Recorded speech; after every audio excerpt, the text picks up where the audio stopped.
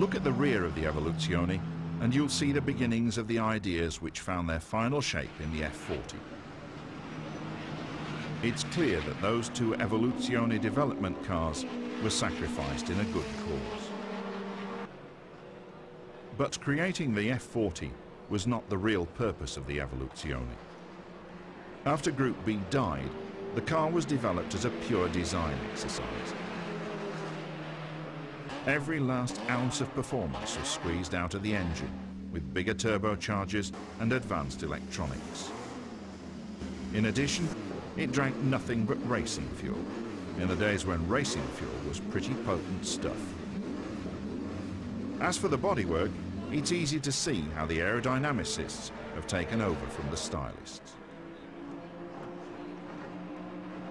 And when it comes to the cockpit, it's obvious that the race car engineers and drivers have completely overcome any thoughts of road car fripperies. This isn't a means of transport, it's a tool for going very fast indeed.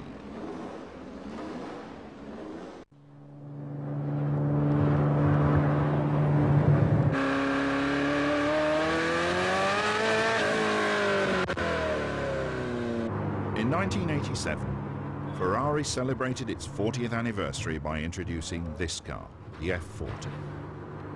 It was designed to appeal to Ferrari's rich customers by offering them the opportunity to drive the closest possible thing to a real race car.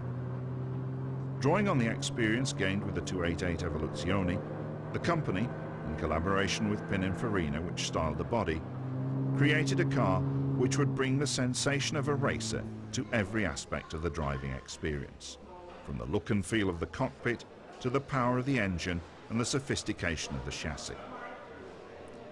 The basis of the F40 was the turbocharged power unit of the Evoluzione and the 288 GTO. It was enlarged slightly to 2936 cc's, and its power output was reduced from the Evoluzione's peak of 650 horsepower to a more controllable 470 at 7,000 RPM. The idea of the F40 was that it should be race-bred, but not to the level of being a high-strung thoroughbred. The car, the company decided, should be powerful but not overwhelming, for it was to be a vehicle available to anyone who had the money to buy it, and wealth was not a guarantee of driving ability. Like the Evoluzione and the 288 GTO, the F40's power unit had twin turbochargers which operated with water-cooled heat exchangers. The transmission, mounted behind the engine and differential, is a 5-speed unit connected to a lever which works in a traditional Ferrari gate.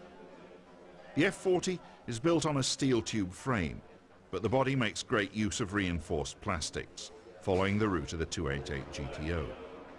The use of these modern materials made it possible for weight to be reduced to the minimum. The whole car weighs just 1,100 kilograms, and thanks to composite panels, each door weighs in at just 1.5 kilos. In designing the body, Pininfarina was able to play with the idea that this was not what might be called a practical road car. This was a car which would never in its life be taken to a supermarket, said the man in charge of the design project, Lorenzo Ramacchiotti. So it needed no bumpers. What it did need was something to say racer loud and clear, and that wonderful wing passes on the message in a way which no one can misunderstand. Enzo Ferrari died a year after the F40 was introduced, so this car could be considered his epitaph. And a fine epitaph it was.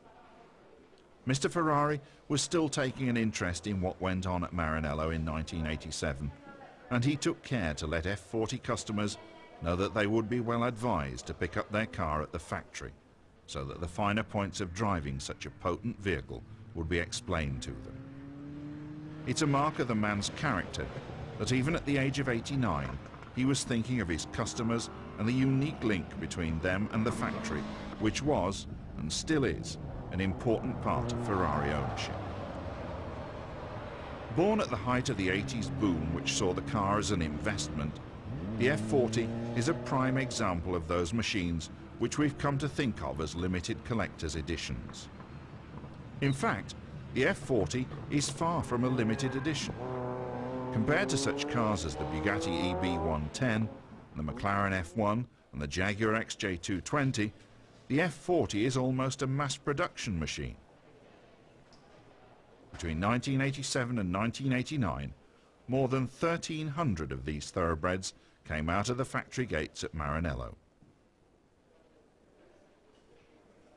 In the Ferrari Museum at Maranello, amongst the trophies and the Formula One cars, sits a very special F40.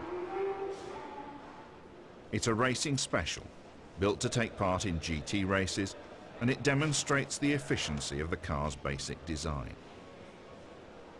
Despite the fact that it had gone out of production at the beginning of the 90s, in 1994 the F40 was competing in GT racing in the hands of private owners.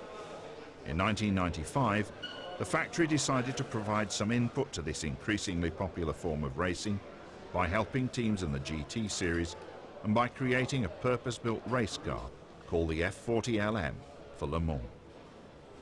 The Le Mans car took 12th place in its first outing, and by the end of the year, the F40 had taken its first GT victory in the championship race held at Anderstorp in Sweden.